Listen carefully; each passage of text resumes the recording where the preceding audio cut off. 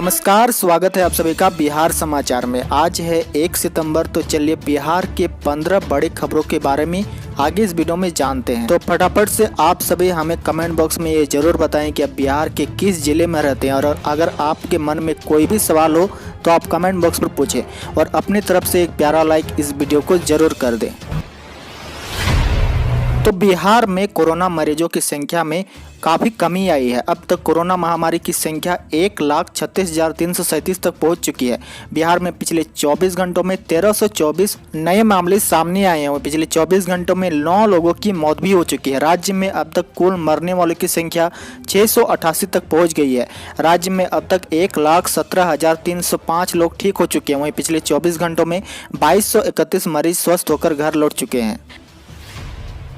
अगली बड़ी खबर, भारत रत्न प्रणब मुखर्जी का 84 साल की उम्र में निधन हो गया। पूर्व राष्ट्रपति को 21 दिन पहले कोरोना हुआ था। उसके बाद ब्रेन सर्जरी भी हुई थी। 10 अगस्त से दिल्ली के आर्मी रिसर्च रेफरल हॉस्पिटल में भर्ती थे। इसी दिन ब्रेन से क्लॉटिंग हटाने के लिए इमरजेंसी में सर्जरी की गई थी। इसके बाद से उनकी हालत गंभीर बनी हुई थी।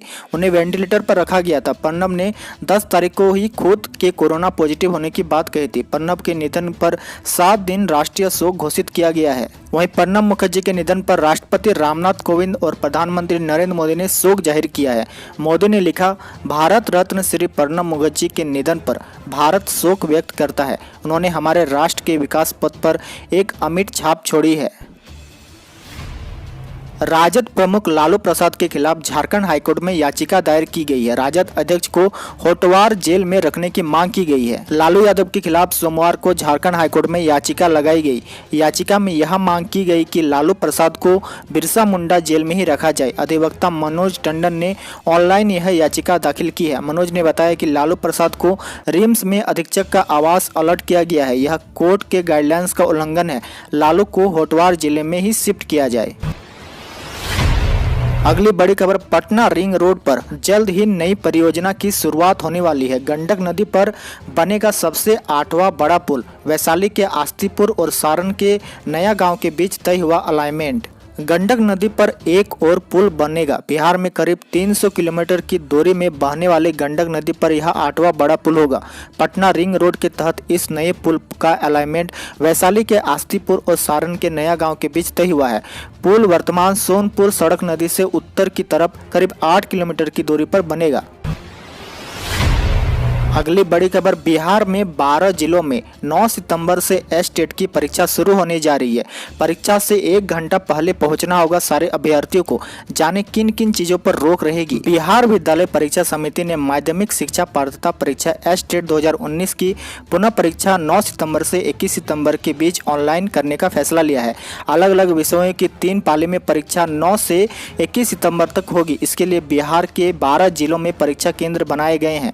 परीक्षा पटना, भोजपुर, नालंदा, गया, छपरा, वैशाली, मुजफ्फरपुर, औरंगाबाद, दरभंगा, समस्तीपुर, भागलपुर एवं पूर्णिया में बेट्रॉन द्वारा संचालित एजेंसी TCS आयोन द्वारा निर्धारित परीक्षा केंद्रों पर ऑनलाइन कराई जाएगी। बिहार चुनाव को लेकर कांग्रेस आज से सम्मेलन, साथ में राहुल गांधी भी करेंगे संबोधित। बिहार में विधानसभा चुनाव 2020 को लेकर तैयारी जोरों पर है। सभी दल अपनी अपनी तैयारी में जुटे हुए हैं। वहीं अब कांग्रेस भी अपनी तैयारी को रफ्तार देने में जुट गई है। कोरोना संक्रमण काल के बीच होने वाले बिहार चुनाव 2020 को लेकर कांग्रेस भी सूबे में कमर कसकर तैयारी शुरू करने वाली है, जिसके तहत 1 सितंबर से तबातोड़ 100 वर्चुअल सम्मेलन किया जाना है। कांग्रेस ने इसे बिहार महाकंत्री वर्चुअल सम्मेलन का नाम दिया है, जिसमें पार्टी के राष्ट्रीय नेता राहुल गांधी भी जनता को संबोधित करने वाले हैं। अगली बड़ी खबर, स्टूडेंट क्रेडिट कार्ड से लोन नहीं मिलने पर छात्रों का गुस्सा भड़का। शिक्षा मंत्री के आवास का घेराव किया। नाराज छात्र छात्राओं ने शिक्षा मंत्री कृष्णानंद प्रसाद के आवास का घेराव किया गया।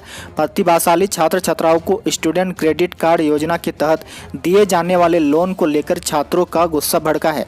उच्च शिक्षा के लिए दिए जाने वाले लोन को कोताही बरती जा रही है। स्टूडेंट क्रेडिट कार्ड योजना के तहत गरीब तबके के छात्र छात्राओं को सरकार की गारंटी पर एजुकेशन लोन देने का प्रावधान है, लेकिन इन दिनों स्टूडेंट को इसका लाभ नहीं मिल रहा है, जिसके कारण नाराज छात्रों ने शिक्षा मंत्री के आवास का घेराव किया।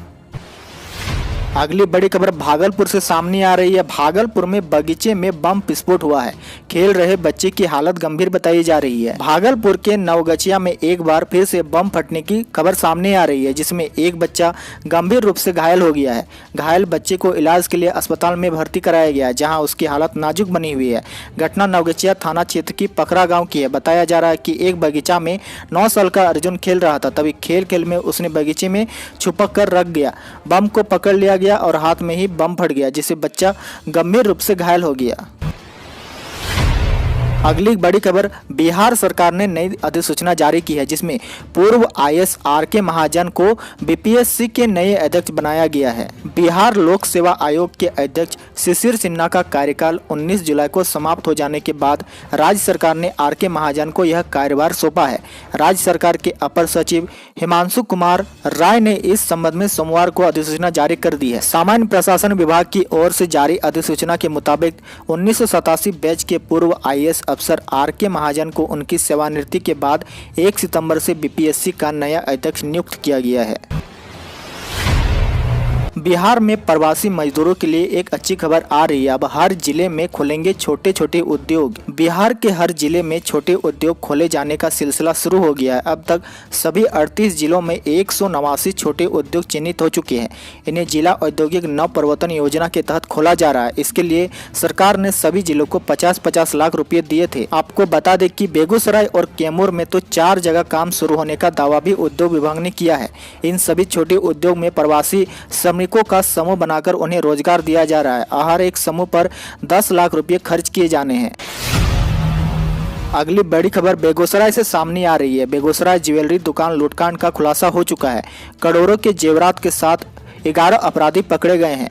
बेगूसराय के ज्वेलरी दुकान में हुई लूटकांड का पुलिस ने खुलासा किया है। जिले की पुलिस ने खुलासा करते हुए मामले में शामिल 11 अपराधी को धर दबोचा है, जिनके पास से लूटे गए सोने के जेवरात हथियार भी बरामद कर लिया गया है।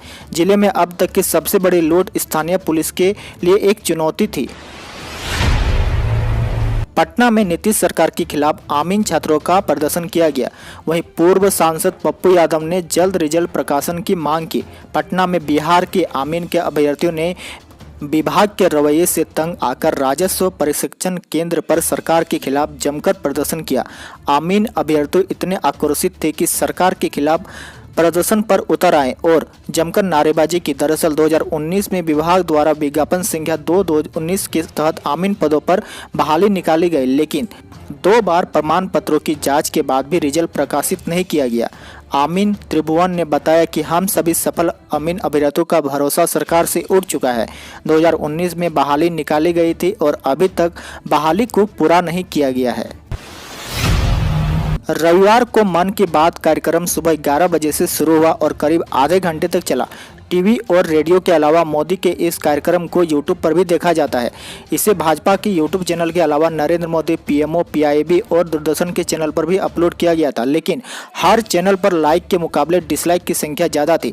भाजपा के यूट्यूब चैनल पर अपलोड किए गए इस वीडियो पर 4.5 लाख से ज़्यादा डिसलाइक आ चुके हैं। शायद ये पहली बार है जब इस प्रोग्राम के वीडियो में इतने ज़्यादा डिसलाइक आए हैं। मामला एसएससी, रेलवे, जेईई, नीट परीक्षा को लेकर है। अभी तक एसएससी और रेलवे के ऐसे एग्जाम हैं जिनका एग्जाम भी कंडक्ट नहीं कराया गया और रिजल्ट भी प्रकाशित नहीं किया गया, जिसके कारण अभ्यर्थियों ने गुस्सा में आकर उनके ऊपर डिसलाइक किया है। सुशांत सिंह राजपूत सुसाइड मामले में अब फिल्म मेकर विवेक अग्निहोत्री का बयान सामने आया है। उन्होंने कहा कि रिया चक्रवर्ती केवल मोहरा है। मुंबई पुलिस और महाराष्ट्र सरकार इस केस में कुछ बेहदफुल लोगों को बचाने के काम कर रही है। विवेक अग्निहोत्री ने यह आरोप अपने सोशल मीडिया पर अकाउंट पर एक पोस्ट शेयर करते हुए लगाए हैं।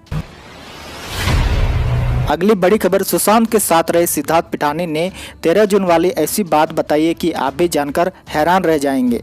रिपोर्ट्स के मुताबिक पिठानी ने अपने बयान में कहा है कि 14 जून को सुशांत ने उनके हार्ड डिस्क से अपने सभी वीडियो और डाटा को हटाने के लिए कहा था।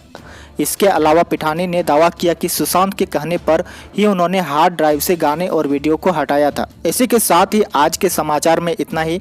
डेली बिहार की बड़ी खबरों को जानने के लिए आप बिहारी मीडिया को जरूर सब्सक्राइब करें।